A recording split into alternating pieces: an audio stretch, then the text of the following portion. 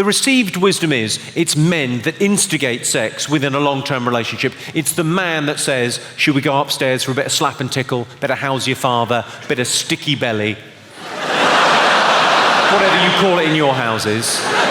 But it's the man that asks. I think that is misogynistic bullshit. That's like saying the man's got the sex drive and the woman is just passive. I reckon it's about 50-50 in most relationships. The reason you don't notice when women ask for sex is because when women ask for sex, it happens.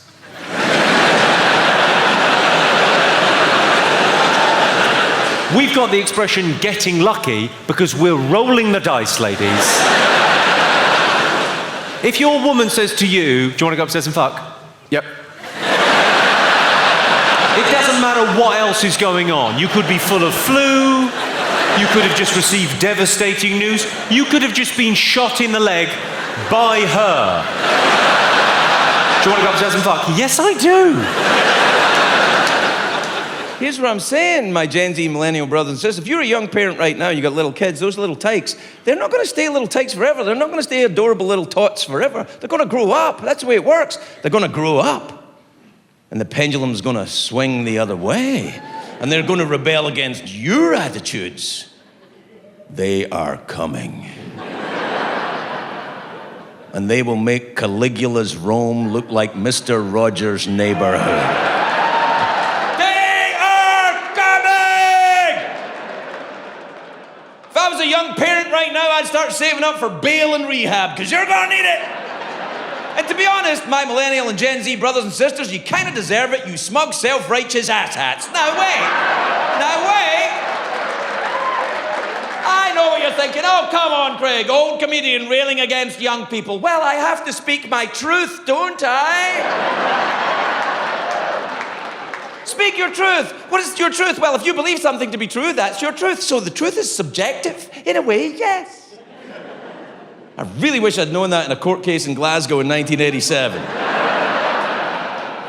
Thought for a second and he just said, vibes.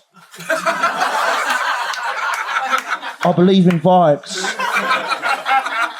I was like, this is why you're not allowed to see your kid, Trevor, you know, because you never recovered from the acid trip, you know. Like, what's he going to teach his kids? Come round here, Timmy. Let me tell you what we believe in. We believe in vibes. What's our vibes, Daddy? Well, it's hard to explain, but you just fucking... You're dabbing. You know, it's better if you're on ecstasy, you know what I mean? And he'll open his eyes, and his child will have left to give himself up for adoption, you know? And then he said to me, he said, well, Mike, he said, well, what do you believe in? And I said, well, you know, I believe in the universe, you know? Like, I believe that the energy you give out in life is the energy you get back, you know? Yeah, vibes as well, fuck. Fuck! And then we both just... I remember Strictly Come Dancing and the Great British Bake Off. They became programmes where the media got in on the old diversity bandwagon. You remember on the Great British Bake Off they had a Muslim lady baking a Victoria sponge cake, didn't they? They had the black lesbian boxer doing the Viennese waltz, remember?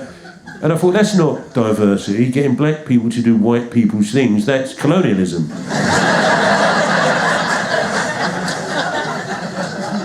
To me, diversity would be to get white people to do black people's things. So instead of a programme like Who Do You Think You Are, you could have Where You From? No, Where You Really From? Where we could get a white person to stand there and justify their existence in this country by going through their entire fucking family tree. Immigrants in the Attic, that was one of my programme ideas.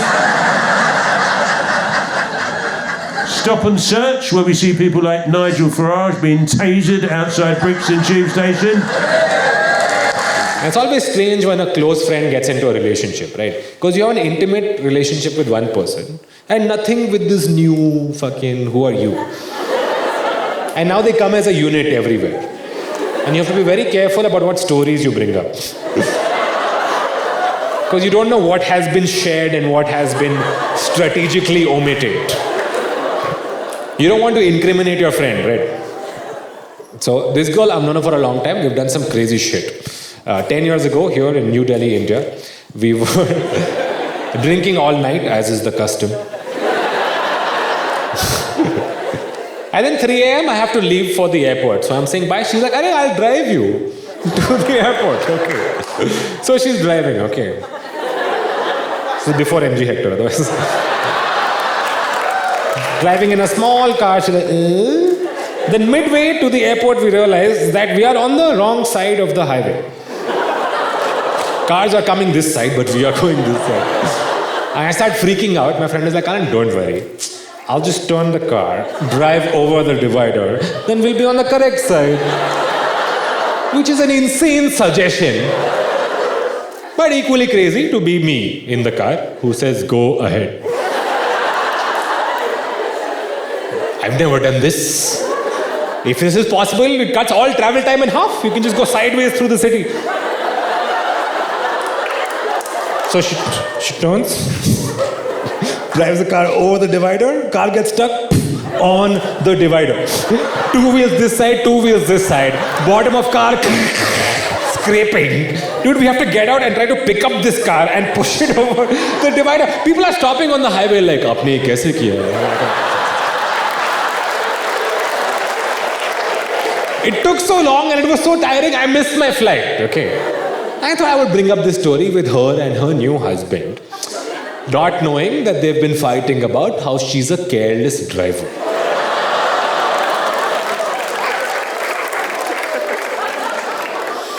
I start my story with confidence. I'm like, remember that time many years ago you said you'd drive me to the airport?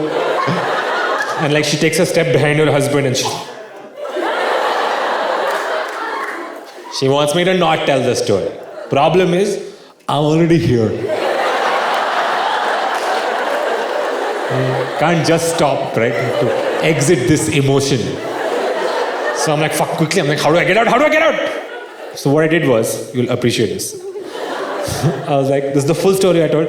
Remember that time many years ago, you said you'd drive me to the airport? And then you did. And I took my flight. God bless everyone.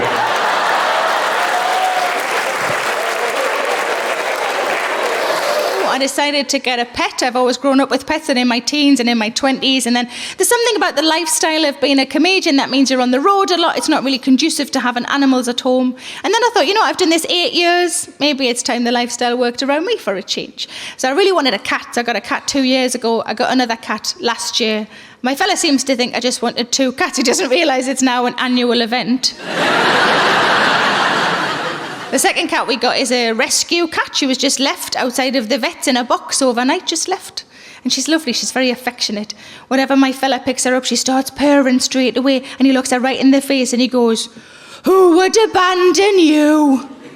Who would abandon you?" I said, stop saying that to her. It's like somebody saying to me, "Who would divorce you?" Someone fucking did.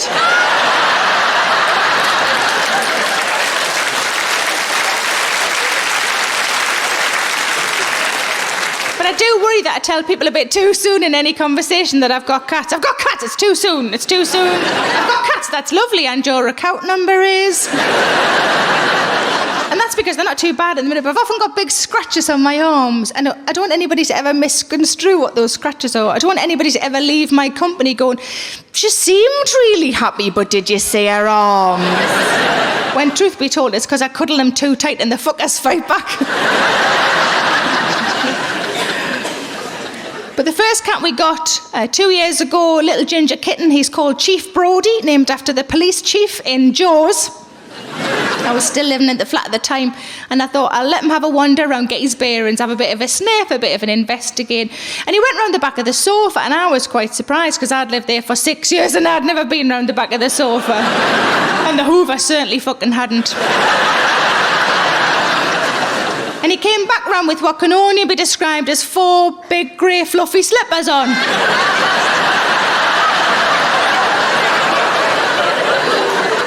So I sent him back round to finish the job. I don't know if you've ever tried to litter train a cat, it's normally quite straightforward. Whenever they look like they're about to do something, you pick them up and you plonk them in the litter tray, you hope for the best. But Chief Brodie took a wild cotton on, kept having it Laxton's, poor bugger. And at one point, my fella and I were standing over the litter tray, just looking at each other going, is there anything we could be doing to help him that we're not already doing?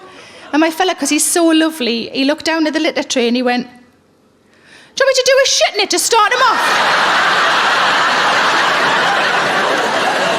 No, I really don't. It would be end to end. And the cat would be like, who the fuck lives here? Aslan?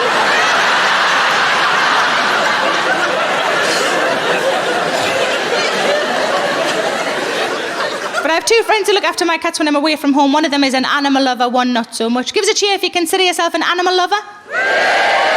Give us a cheer if you're not really bothered. It's totally fine, isn't it? It's totally fine. My friend who is the animal lover, she looks after them because she loves them. My friend who isn't the animal lover, she looks after them because she loves me. It's very sweet. So the friend who is the animal lover, when she looks after them, she'll take a photograph of them to send to me, and underneath the photograph, it'll say, hiya, ma'am. Because they call me ma'am. It's not weird. Fuck off. And I know that we're close because whenever I see them, they always need a shit. I say, hiya, ma'am, we miss you, we'll see you soon. And it settles me. Wherever I am in the country or the world, it settles me because I know that they're safe and that they're happy. My friend who isn't the animal lover takes a picture just the same, but underneath her picture, it'll say, here is the photograph you requested. They are still alive. I will check again tomorrow. But they are house cats. They don't go outside. They will go outside at some point, but I'm sort of nervous. I'm nervous for their safety, but also I'm a little bit worried about what they might bring back in with them. I know this is a thing that cats do. Have we got cat owners in tonight? Yeah. Quite a few of you. Now, I know that whatever they bring in, be it a mouse or a bird, if it's still alive, I'm to try and catch it and put it back in the garden. And if it's dead, I'm to put it in the outside bin. That's fine. But what I don't know is what I'm supposed to do if whatever they bring in is still a little bit twitchy. Has this happened to any of you? Yeah. Oh, nearly all of you. This is horrible. Let's get some suggestions what you think I should do. Let's start at the top. So anybody in the top section got a suggestion what I should do with a half-dead animal? Shout out. Put a bucket over it. Put a bucket over it. Have you done that, love? Yes. Yes. What animal was it? A bird and a mouse and a rat. A bird and a mouse and a rat at the same time? Like a tiny little rubbish zoo. So are these all separate occasions? Separate. Yes, and so you put the bucket over it until... The husband came home. Oh, until your husband came home. We've got a feminist in, girls. And then what did he do? Luckily they'd all died. Luckily they'd all died. That is the best sentence I've heard in ages. We should all start adding that on to the end of all of our stories. Luckily, they all died. Good answer, lady upstairs. Anybody in the next section down got a suggestion what I should do with a half-dead animal? Hit it with a spade. Hit it with a spade. He didn't even have to think of that, did he? Just hit it with a spade. Hit it with... have you done that, love? Yes. Yes. Was it definitely an animal? Haven't got a couple of ex-wives in your garden or anything? Anybody else in that section? CPR. Oh, the rest of you feel like such shits now. CPR. Have you done that? Yes. Yes. What animal was it, love? Cat. It was a cat. Either option one, she has not understood the question. Option two, her cat brought in another cat. I'm going to go with option two because that feels awesome to me. Anybody in the next section down got a suggestion what I should do with a half-dead animal? Give it back to us so we can finish it off. Give it back to the cat. So we can finish it off. And when you say finish it off, all right, sorry, you mean eat it. Okay, sorry, I wasn't.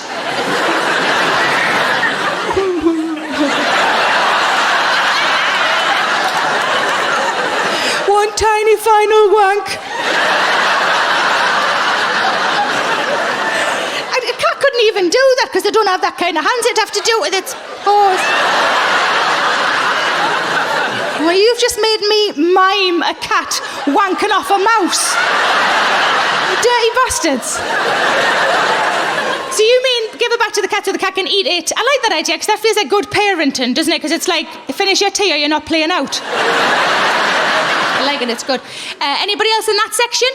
Put it on YouTube. Put it on YouTube? Oh, we've got a young one in. How old are you, Flower? 25. 25. Get out. Fuck off.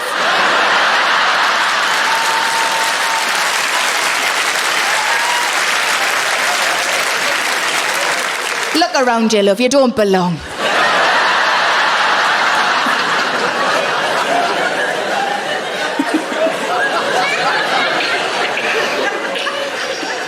That was so much fun. Sorry. Being rude to young people, you should try it. It's awesome. Next level down. So are you the grand circle? Is that what you the grand circle? It's a lady there like, yes, we're grand. Okay. So the grand circle, anybody got a suggestion what to do with a half-dead animal? Bash it with a hammer. Bash it with a hammer.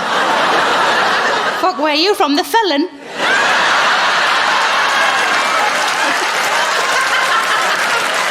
I love that there's a lady cheering that I've just implied that she's from the Felon because you're clearly from the Felon. Yeah! We bash things with hammers.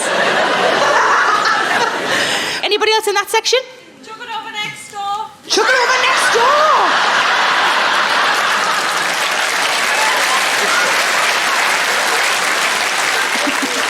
Anything that stops you having to talk to your neighbours. Good answer, thank you very much. Anybody in the boxes or downstairs got a suggestion? Put a cage and keep it as a pet. Hold on. We're coming back to you. Say that again, love. Because you know it's still fresh. Put it in a pie because you know it's still fresh. That's clearly all he's bothered about. Is it fresh? Yeah, well, I'll eat it. Doesn't matter what the fuck it is. Have you done that? With you've had chips with it as well, and what kind of animals have you put in pies? Nothing exciting, just a pigeon. Nothing exciting, just a pigeon. Pussy pie's nice.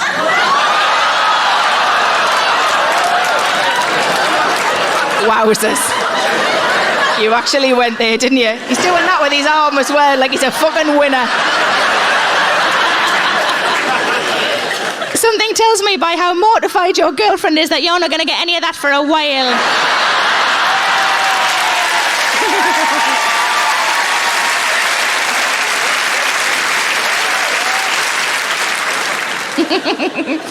So pie, and there was another one at the back. Shout again. Put it in a cage and keep it as a pet. Keep a half-dead animal as a pet. Have you done that? It was fine, it came back to life all right. Oh, what animal was it? It was a vole. It was a vole. The lady at the front is a big fan of fucking voles. Finally, somebody mentions voles. How long have I fucking been here? Nearly half an hour. Nobody's done any vole jokes yet. And how long did it live? It lived for about a month and then it escaped. You know why it escaped? Because it's a fucking wild animal. It didn't escape, it went home. Anybody else downstairs? Give it the dog to chew on. Give it to the dog to chew on. So I've got to get a dog now. What do I do with the stuff the dog brings in? Give it to your horse. Fucking hell. This is going to get out of hand. See, I asked this question when I was working in Australia last year, and I would occasionally shit myself. I'd slightly forget I was in Australia. And when people would say things like lizards, I would think, fucking lizards? I didn't know this might happen. Tiny dinosaurs, because that's what they are. One lady said, my cat brings in half-dead lizards. And I said, what do you do? She said, I take them to the vet, and then after a week I go back and check up on them. I said, well, what happens when you go back and check up on them? She said, well, the vet always says, I managed to revive them, and I've released them back into the wild. And I thought, oh, bless your cotton socks for fucking believing that, love.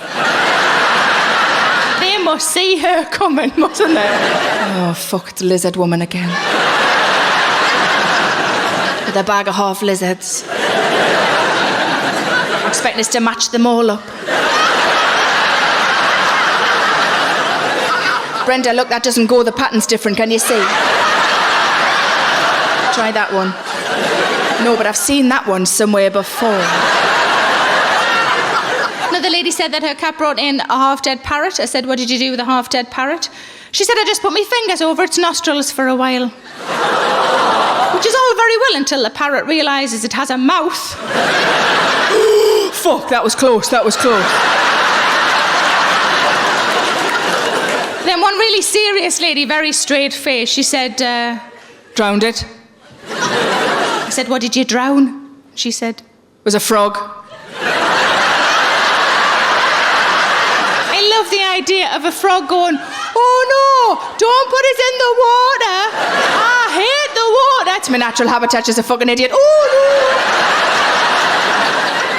no. But my sister said, are you going to bury all of the animals your cat's bringing in the garden? And I said, no, because it's the first time I've had a garden as an adult. I'm not about to turn it into a pet cemetery. Then I thought about it, and there is a plus side to this. Think of how many magnums I'd have to eat for all of the little lolly stick crosses. Well, let's crack on, shall we? Good evening, you well? Fantastic. I've been described as the hardest working man in comedy. Not that impressive, is it? The hardest working man in comedy. That's like being the best looking guy in the Burns unit. No offence to any Burns victims we got in. Are there any in? If there's one, there'll be fucking loads. They tend to stick together.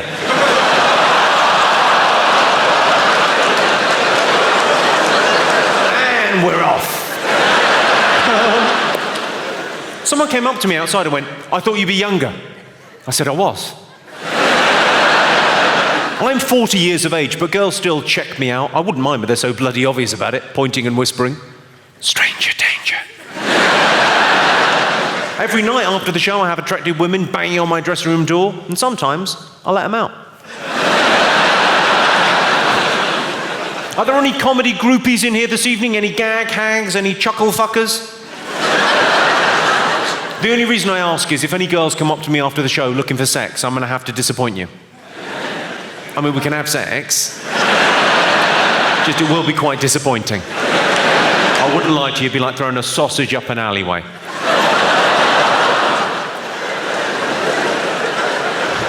More information than some of you wanted, okay. I'm a stand-up comedian, a TV host, an actor, and a writer. People ask me, what's your secret? I'm the M4 rapist. It's a joke. I've never been wrongly accused of rape.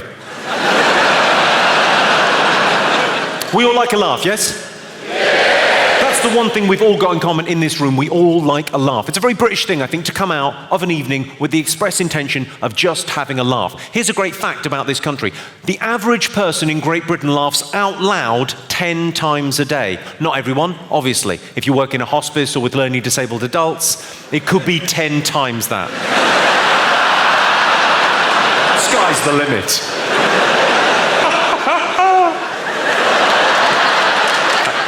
Yeah, that's my laugh, which is... someone said my laugh was weird. My laugh isn't weird, it's wrong. Because you're meant to laugh on an out-breath, aren't you? You're meant to laugh on a ha-ha, ha-ha-ha-ha. I laugh on an in-breath, so it's ha-ha-ha-ha. Sounds like a goose being interfered with. Someone asked me the other day, is it fake? Why would you fake that? They say that laughter is the best medicine, so maybe, just maybe, if we all keep laughing at people in wheelchairs. I'm a dreamer, what can I tell you? I was at a show recently, I don't know if anyone's had this experience. I was at a show watching a band and standing just under the fire escape, watching a band play, pint on with a mate, relaxing, and a lady from the venue came up to us in the little waistcoat and the little name badge, came up and went, excuse me, you're going to have to move because if there's a fire, you're blocking the exit. I said, I tell you what, love, if there's a fire, I'll move. Kill retard. What did she think I was going to do in the event of a fire? Just stand there going, nobody move. Why has everything gone orangey and hot? I don't like it. Oh, mobile phones off. I should have said that at the top of the show. Mobile phones off as a courtesy to the other patrons in the auditorium. I say mobile phones. What I mean there is phones. No one's brought a landline, have they? And let's face facts, the landline is dead. When the landline goes in our house, there's panic. Shit the bed, who the fuck is that? We're both here. A lot of people text whilst driving. I'm not excusing it, but we've all done things we regret when we're drunk. I saw a thing on the news, it said that bad drivers are going to get on the spot £100 fines. I thought, it's a bit sexist.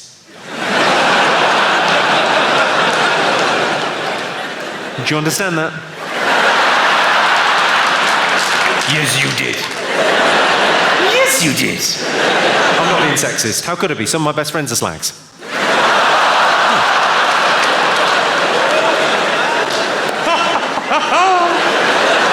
Is this sexist? You can be the judge on this. Sorry for being rude, but do you think chat-up lines are sexist? No, they're not. They're fun, right? I know they're cheesy, but they're meant to be cheesy. That is their charm. What's that one? I like that one. Get your coat. It's cold in the boot of my car. I don't know if this ever happened to any of you. I was checking into a hotel recently. It's about 1 o'clock in the morning after a gig up in Manchester. Walked into the reception area, and the guy recognised me and went, "Oh, Mr. Carr, we put you in a disabled room." I said, "Well, what's the difference between a normal room and a disabled room?" And he said, "The disabled room's got a walk-in shower." It's taking the fucking piss, isn't it? I've got a question for you, ladies and gentlemen. Does anyone in this room believe in the supernatural? Ghosts and spirits and the like? Yeah. Quite a lot of you. It's actually easy to tell if your house is haunted. It isn't. Grow up. That's me being cynical, but that's this job. Being a stand-up comedian, I think, makes you a bit of a cynic. Has anyone in here actually seen a ghost? Well, go on, what did you see, madam? Tell us the story. And there was no one there. Go on, what did you see? I'm not, I make you nervous. You've seen the undead. And I make you nervous.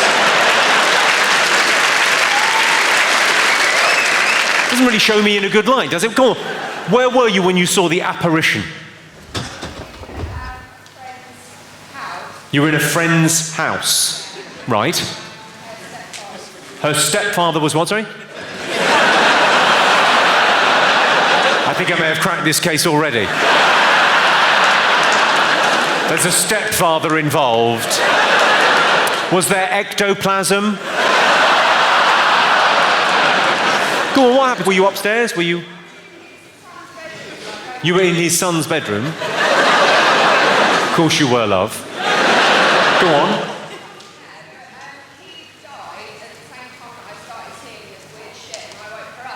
He had died. You should have mentioned that sooner. And then you started seeing weird shit. I'm loving this. There's a special name for people that have seen ghosts. Schizophrenic. All the best with your future. Quite an in-depth story. I'll leave it at that. Stepfather did something terrible. And you've recoded that memory. Of course, not all fat people are jolly. Some of them are women. You shouldn't be mean. Fat girls have got feelings. Mainly they're hungry. It's only a joke, isn't it? It's only a bit of fun. I told it the other night and a girl got up and walked out. Well, waddled out. I presume offended, possibly just peckish. Whenever I'm in the changing rooms at the gym, I'm always embarrassed by the fact my penis is so much bigger than everyone else's. But then in fairness, it is erect.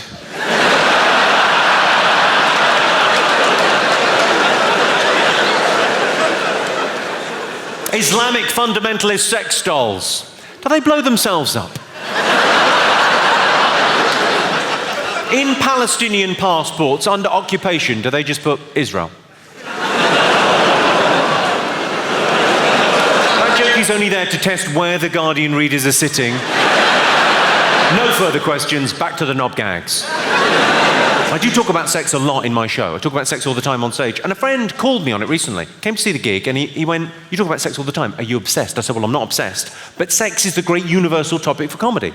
It's still quite taboo to talk about it openly in public. Everyone's interested, everyone cranes forward, and there's a lot of tension around sex. And where you find that kind of tension, that's also a great place to find laughter. So sex is a great topic for comedy. But it's difficult to stand in front of you good people and talk about sex without sounding crude. So to try and mitigate that, to try and alleviate that, this evening, if I refer to a vagina at any point, I'll be calling it a twinkle cave. As in, so there I was, licking out a twinkle cave, while she deep-throated my tummy banana. It's nice to be nice, isn't it? I saw a woman wearing a top, it said super dry on the front. I said, have you thought about lubricants or HRT? Maybe a little bit of Aussie charm? Are you familiar with the term Aussie charm? Just means...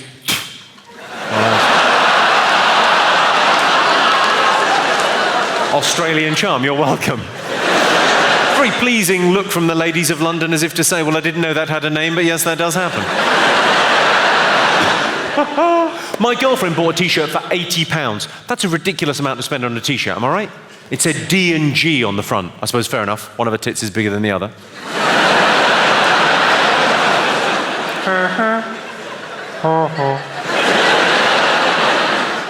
I thought my girlfriend was a slag when she told me I was her 32nd lover, and then I realised she was talking about time. There is a minimum comprehension level you may be asked to leave. My ideal woman would be a single mum, once I'd finished with her. It's a joke, I'd pay for the abortion. Ah, got you again, I fucking wouldn't. I'm always in script mode. Like when I'm out in the world, I'm not having authentic moments, you know, I'm not having proper conversations. I'm not listening to what the other person says and then responding accordingly. I'm just doing a script so much of the time. I realized recently, like, so much of my life is spent in that script mode, just having rehearsed interactions. I know my lines, they know all their lines. Usually you don't realize, like you could do a whole day in script mode, not even realize it. You usually don't realise it until the other person randomly goes off script. Out of nowhere, no warning. I got in an Uber the other night. I was like, hey mate, busy night?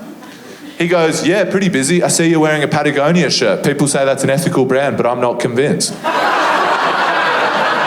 What the fuck script is this guy doing? I didn't get sent this version, brother. He's doing The Sopranos. I'm doing fucking reruns of Home and Away. I felt out of my depth. It's 3 a.m, I'm holding a kebab, I'm not ready for the Patagonia ethics chat, man.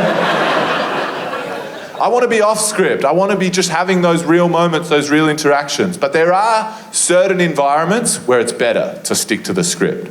Like I have a day job. I work at a school when I'm not doing this. I'm not teaching, I'm a teacher's aide. I'm like in the classroom helping certain kids.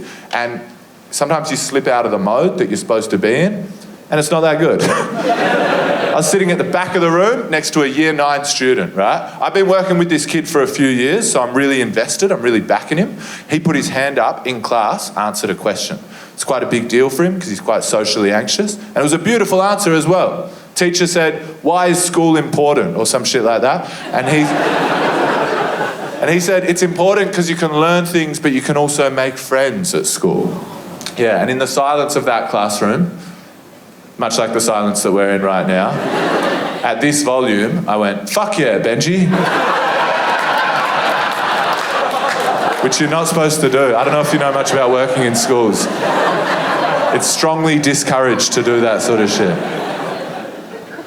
I like working with kids because they don't have a script yet, you know? They don't know what they should and shouldn't say. They just say weird shit. They're honest. Like young kids, like little kids, they don't care if you get offended. They just speak with pure honesty. I was talking to a girl at the school the other day. She's 8 years old, right? She was trying to ask me how old I am. I could tell that's the question she's trying to construct. But she kept fucking up the wording of it. It was really cute. She's like, at what month is the number of your days? She had a few guys, she's like, at what year is the number of your birth? And then like she was fumbling around with it for ages, really thinking, and then eventually, truly, she looks at me and she just goes, when are you gonna die?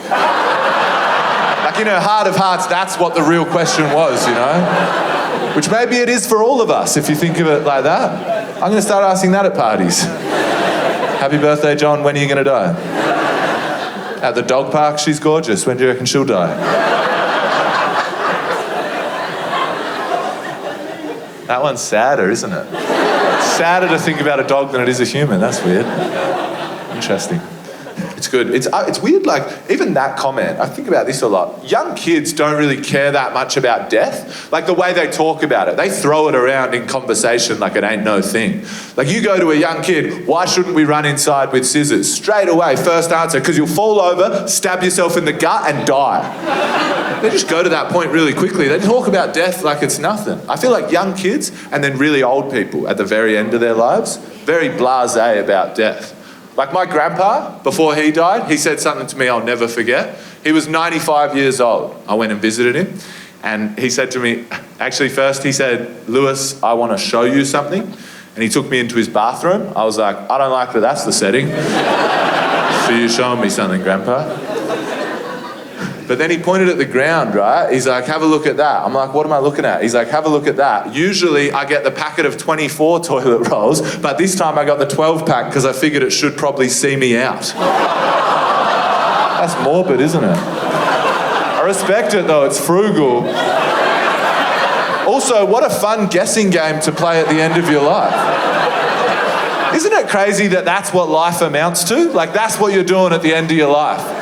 Like, there's so much magic in your life, so much magic in the world. Like, you think about when you're a kid, everything's magic, isn't it? You know, you're growing up, you're like, whoa, so much magic. Is Father Christmas real? You get a bit older, you figure out how to do the swings in the playground without needing an adult to push you. That's magic. You get a bit older, you're a teenager, you try drugs for the first time. That's magic. You get a bit older, you leave school, you get a job, you get a bit tired, you stop seeing the magic as easily. It's a bit, you got to squint to see the magic. You keep working, you get sort of ground down, you're getting more and more tired. Some good things happen, of course. You fall in love, but after a while the magic dies. A few years later, so does she. And then at the end of your life, you find yourself just at the supermarket, 93 years old, aisle 12, just going, how many more shits am I going to take? I want to nail it. I want to nail my shit for sheet ratio because it's my last little game on this planet, my last slice of magic. And he died before COVID, my grandpa. I'm so glad that he didn't live to see COVID. That would have been a harder time for older individuals. Not only does the virus affect you disproportionately, you also have to watch much younger people greedily hoard the one thing that still brings you joy.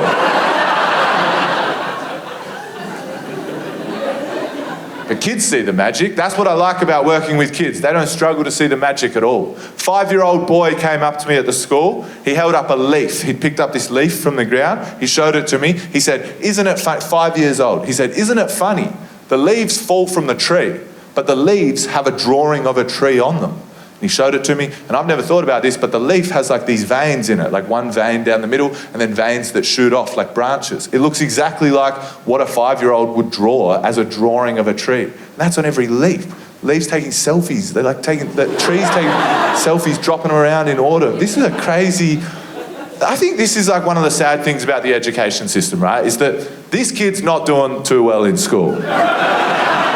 But like, you should get like some sort of like a medal or like a certificate, some sort of, like if you say something when you're 5 years old that then a week and a half later gets discussed by 3 30-year-old men on mushrooms for an hour and a half, you should get a prize, I think.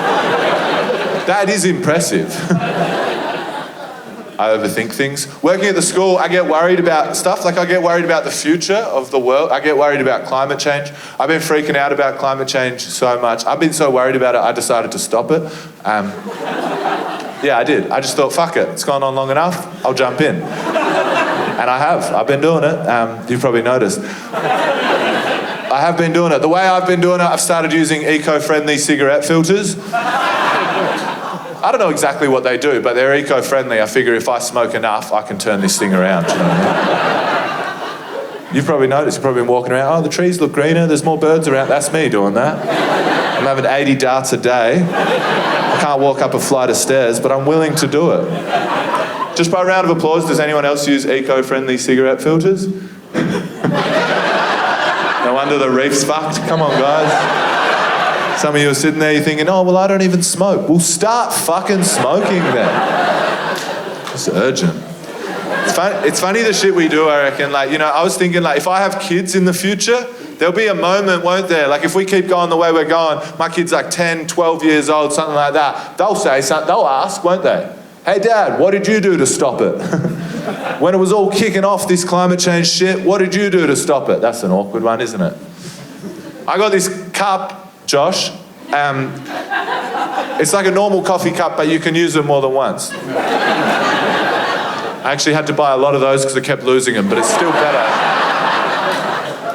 One time I was at a bar, I saw the bartender give a guy a plastic straw without even asking him if he wanted a straw. I was pretty coked up. I said, brother, don't do that. And yeah, that's it. Go to school, Josh. My friend said this to me. I reckon this is one of the stupidest things I've ever heard. He said, you shouldn't use condoms because they're not biodegradable. Apparently, he said you shouldn't use condoms because they never break down. Eventually, they end up in the ocean. Fish end up choking on them and shit, so you shouldn't use them for that reason. I assume that doesn't work in the bedroom, that line. I doubt any of his sexual partners are like, fuck, you're such an environmentalist. Good point, take it off. But also, it's such an illogical argument because, like, think about the purpose of condoms. Think about what condoms achieve. Like, if humans are the ones causing ecological disaster, more condoms equals less humans. Condoms are the best thing for the environment, regardless of what they're made out of. Make them out of anything. Make them out of seals, whales, depleted uranium. Who gives a fuck? They'll always be the best thing for the environment because more condoms equals less humans. More condoms, if you think about it, eventually equals less condoms. So they're our best defense against themselves. I got, as my bonus feature the first time around, a horrible, agonizing, debilitating UTI. That was a particularly female ooh, if you don't mind me saying so. Listen, I hear you, my sisters. I had no idea. I apologize. I'm here for you, ladies. I'm so sorry. I did not know. I had no idea. Cranberry juice. Cranberry juice. Unbelievable. If you don't know what a UTI is, you're probably a dude. UTI stands for urinary tract infection. Oh, really, Greg? I thought only ladies got a UTI. No! Anyone that's got a UT can get an I.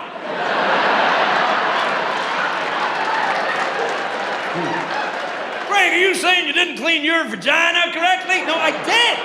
I did clean it correctly. And anyway, that's not how you get it, you fucking asshole!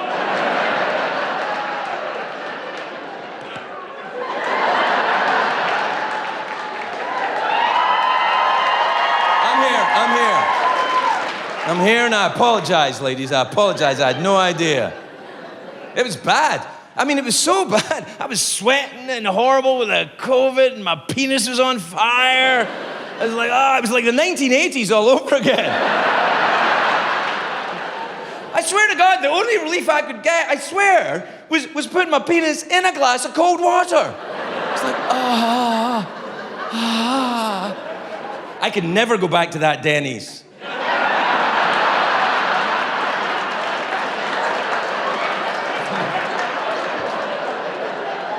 Just the pancakes, please, just the pancakes.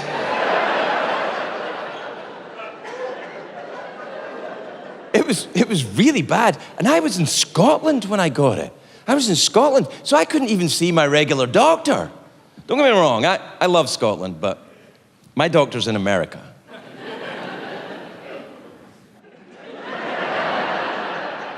I apologize if I've offended any Scottish doctors who are here this evening. I know there's no Scottish doctors here. Nobody's smoking.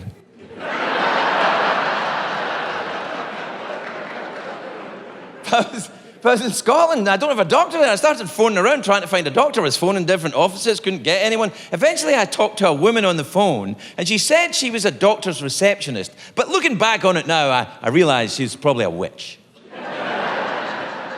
You shall not talk to the doctor until you answer my questions 3.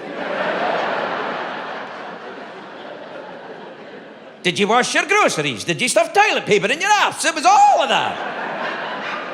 She kept questioning. Eventually, I said, look, you've got to listen to me. I'm in bad shape here. I said this is true. I said, look, it's not just the COVID. I've also got a very inflamed penis.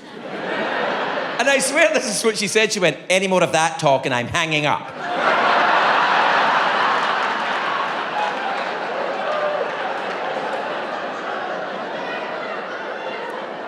But I managed to persuade her I was sick. So she said, all right, you sound like you're quite sick. The doctor will see you first thing Monday morning. This was Friday night. I said, it's Friday night. I could be dead by Monday morning. She said, well, you should have washed your groceries. And hung up. The whole weekend I was in this flat in Glasgow, in this apartment in Glasgow, and I was sweating and dying. I was like, oh my God. And about 4 o'clock in the morning on the Saturday, I swear this is true, I was standing in the bathroom naked, with my penis in a glass of cold water. And my penis was very distressed. It was like, I was like, quiet, Snorky, it's all right, boy. That's right, Snorky.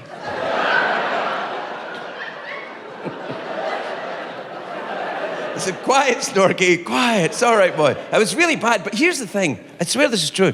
I was sweating, I was like delirious with a fever. The fever wouldn't go away, and I was standing with my penis in a glass of cold water, and I started to kind of hallucinate in this odd way. And I heard a voice. Well, it wasn't really a voice, it was my voice. And it said a thing, and I went, wow, you're a very sick man, Craig Ferguson. Because it came into my head, this voice, and I swear this is what it said. It went, if I live through this, I'm going to put it in the act.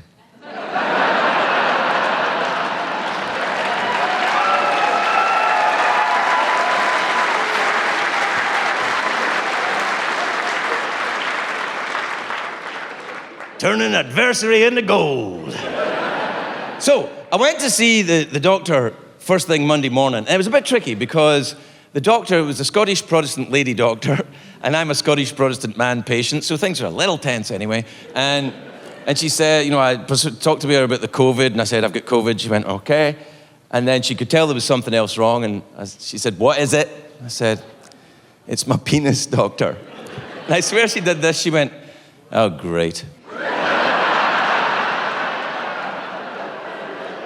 And all right, we better have a look at it. So I got up on the table and I took down my pants, and I swear she did this. She went, oh, that is very unpleasant. Oh. 10 points off Slytherin.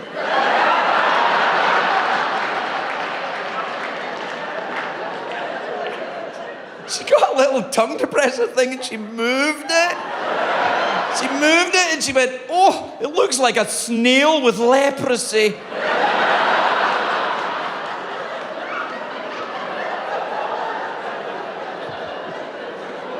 I said, am I gonna die? She said, no, you're not gonna die. It's a UTI, you big baby. I'll give you some antibiotics and it'll clear right up.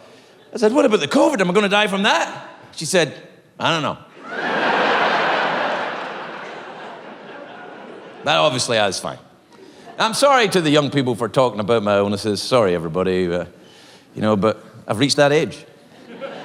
When I was young, my stories were great. It was like, yeah, we took some Patagonian acid, we stole the space shuttle and drove it to Hooters. Ah! Now my stories are just, well, it turns out I had an infection in my pee-pee hole.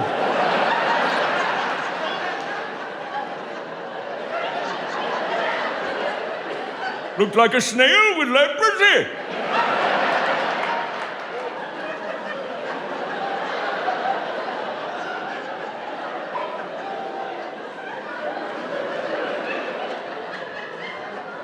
Nobody tells you that about getting older either. Your mouth just falls open all the time. You don't even know.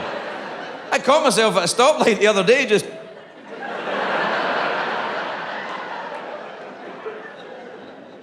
Anyway. Sorry about talking about my illnesses. I won't do it again. The second time I got COVID,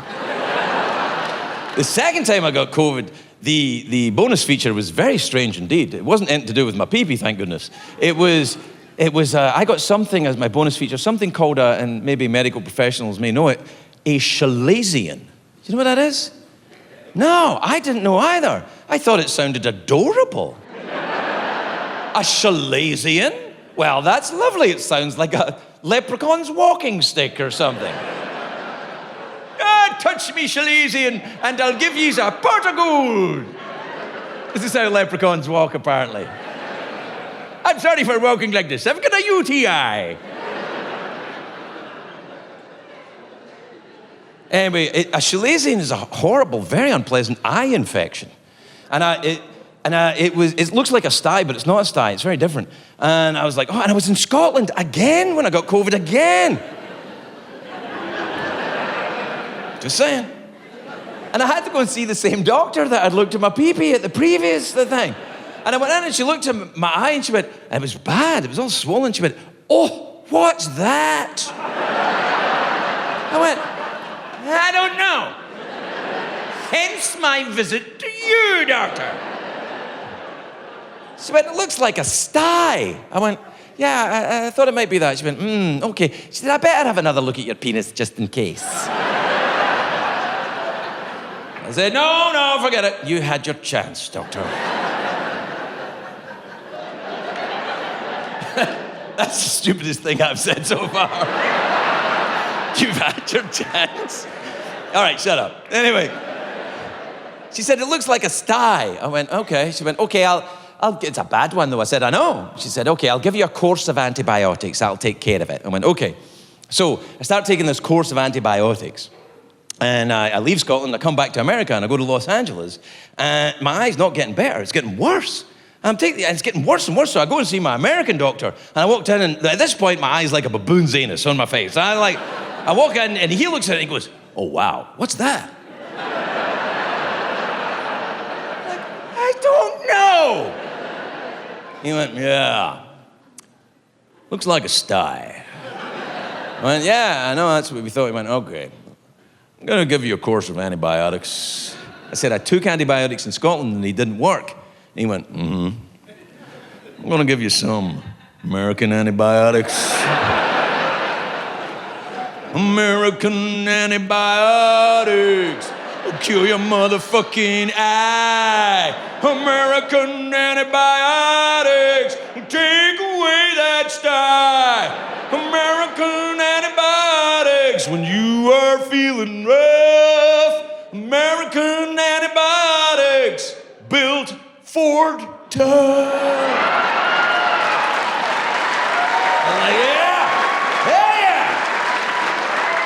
hell yeah, give me some of those American antibiotics. He went, okay, and he ordered them, and the American antibiotics arrived in a monster truck. They came in a monster truck, and it was being driven by Chuck Norris. And Chuck Norris jumped out of the monster truck and he landed in front of me. He opened his pants and a bald eagle flew out of his pants and circled my head and dropped the American antibiotics into my mouth, and I felt them tingle to every one of my red, white, and blue veins. And they didn't work. PhD, we love labels. We love, it's human nature to love labels. Of course it is, because it tells us why we are the way we are. It's answers. Same reason we love life deadlines so much. We're obsessed with life deadlines, aren't we? Milestones and stuff like that, because it tells us, be here at this time and you're doing something right. We love that. Of course we do. And you've got to understand, I know more about life deadlines than anyone at the moment, okay? Because I am a man in his 30s who has been with his girlfriend for 10 years. So obviously, I am under an enormous amount of fucking pressure at the moment, okay? Thanks for coming, guys. Her parents just sit by the phone all day, just waiting for her to call them and say, don't worry, it's happening. Rhys asked me, I've said yes, and we're going to do it. We're going to get a 2-together rail card. I'm not doing it. It's too big a commitment, that rail card. That shit's for old people and Ant and Dec. Well, he's not driving, is he? It's a long time, innit, for a relationship, 10 years. Long old time, 10 years, man. We try and keep it fresh, keep it exciting. You know, we still have a date night once a week. You know, I took her out recently. I took my girlfriend out for dinner recently. We went to that place where, like, all the waiters are really rude to you, and that's just, like, part of the experience. I think it's called France. And, yeah, an old school one for the dads. You're welcome. Welcome to Butlins, everybody. We have taken the next step in our relationship recently, me and my girlfriend. Anal, I'm joking. I'm still not letting her do that. But we,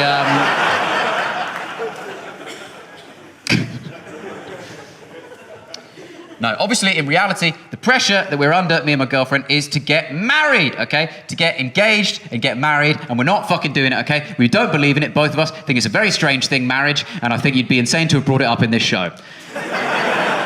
It's a strange thing, I think it's a very strange thing, marriage, you know? It's a really weird thing, you know? Every marriage is just going, I bet you half your stuff you won't love me forever.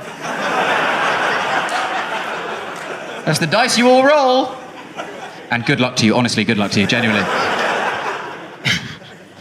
Marriage to me, it's like Doc Martens shoes, you know? Huge in the 80s, now mostly just for queer people.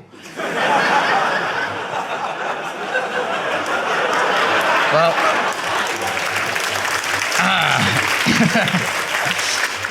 It's just strange marriage to me. I find it a bit of a minefield, you know. Too much can go wrong, can't it? You know, not just the marriage, not just the wedding, but even the proposal. What if I did it? What if I finally got down on one knee and said to the person I love most in the world, "Will you marry me?" And instead of saying yes, she said, "Yep."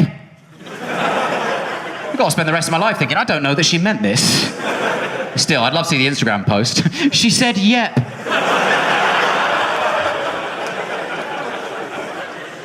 I don't relate. This is the thing. A lot of my newly married friends, I don't relate to them one bit, okay? They all say the same stuff.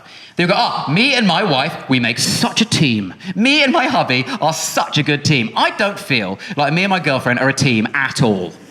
If anything, she is my fiercest rival. I want her to succeed outside the house. In the house, I spend all my time waiting for her to slip up and do something she has previously told me off for doing. Oh, that's the holy grail. Just go, it seems that you put a wash on this morning and then you've not done anything about it all day. And so now it's been sat there all day, hasn't it, stewing. And now we're going to have to do it all again because it smells worse than it when we started. So now we're going to have to do that all over again, which is a waste of water and energy and therefore money. I'm not very happy about this. Yes! 1-1! All right, like 28-1, but I'll take a consolation goal. That's what a real long-term relationship looks like, isn't it? I'll prove it. Every single one of you in this room who's in a long-term relationship, right, after the show, go into the WhatsApp, the text conversation that you have with your partner. Go into the media section of the WhatsApp, scroll back to the very beginning, and then look through it chronologically.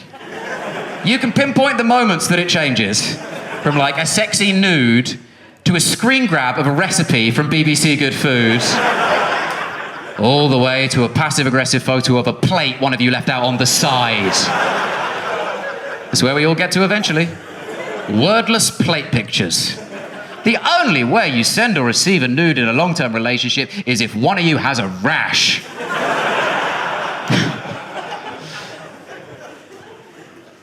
I think it'll die out, marriage.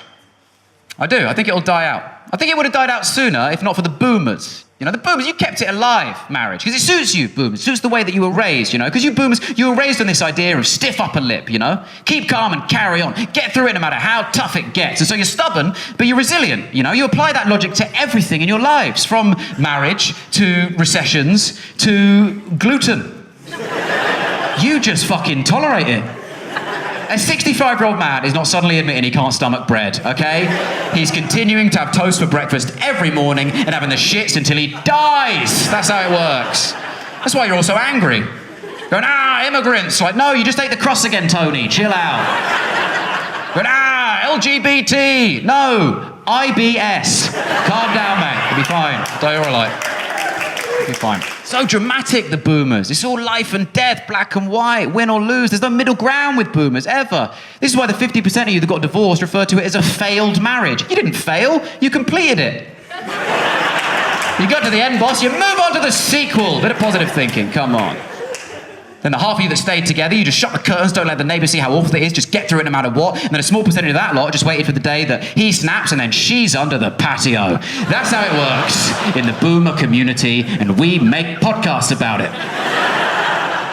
Okay, but Gen Z weren't raised like this. Gen Z were raised on the idea of know your worth, never settle for anything less than you deserve. And so they're all fucking delusional. They're insane, Gen Z. They're quitters. They're quitting the workforce at a rate we have never seen before in history because we told them they were special as a prank and they believed us, okay? And they've all been on social media on their phones their whole lives, so their brains are fucking sludge, okay? They have got no attention spans. Well, everyone on Gen Z in this room, this is the longest you've been without your phone for 2 years. This is mindfulness to you. This. An elderly man screaming about the future. This. Gen Z aren't going to get married because they don't have the patience. And they're not going to kill their partners because they don't have the patios. There's no chance. So I don't want to get married, okay? No, thank you. And I don't want kids either. No. No way. And it's your fault, people who've got kids. You've made it look terrible. Ugh, yuck. Gross. God, I should clarify. I don't want kids. I do want offspring. I just don't want kids. I want like a 20-year-old guy. Yeah, just heard it. That came out a lot creepier than I intended. Which is what my mum said to the midwife. Anyway, bit of fun. Why not? Why not have some fun for once? I think it'd be good. I want a 20-year-old guy. I want to be 50 and have a 20-year-old son. That's what I'm getting at here, okay? I just don't want to do all the stuff that gets you there. You know, I think the word I'm looking for is boarding school, okay? I can't afford that shit, so I want science to figure this out, you know? I think it'd be fun, you know? I'm 50, I'm in the pub with my 20-year-old son, he's buying me pints with the money I gave him. I can tell him that all the songs he likes are actually covers. He can tell me that all my opinions are unacceptable now. Going, Dad, you can't say Chinese people anymore. It's divine leaders. Read the news.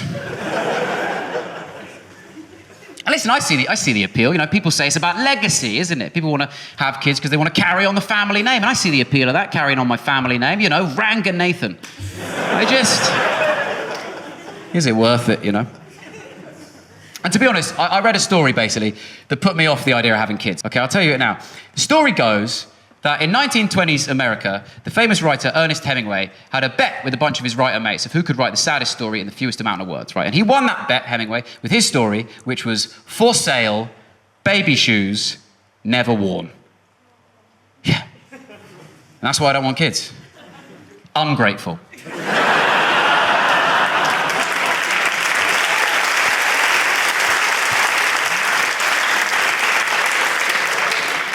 And listen, obviously that's a sad story, of course. That's a very sad story. But it took him 6 words. That's what I was curious about that whole thing. Because I was like, I reckon I could do equally sad stories in less words, okay? I could do it in 5. You ready? Please welcome your host, Deck.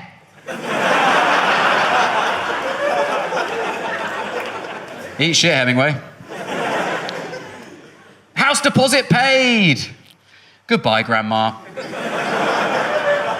Well, this one's more of a personal one that I get a lot. We've gone with Ed Gamble.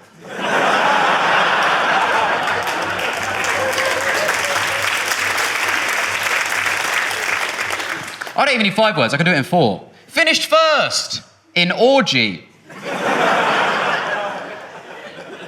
Welcome to Switzerland, Nan.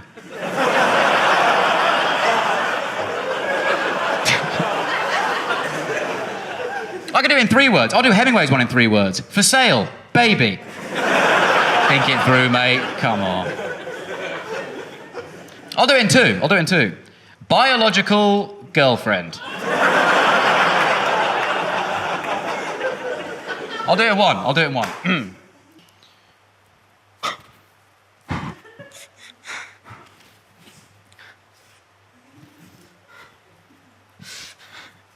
No.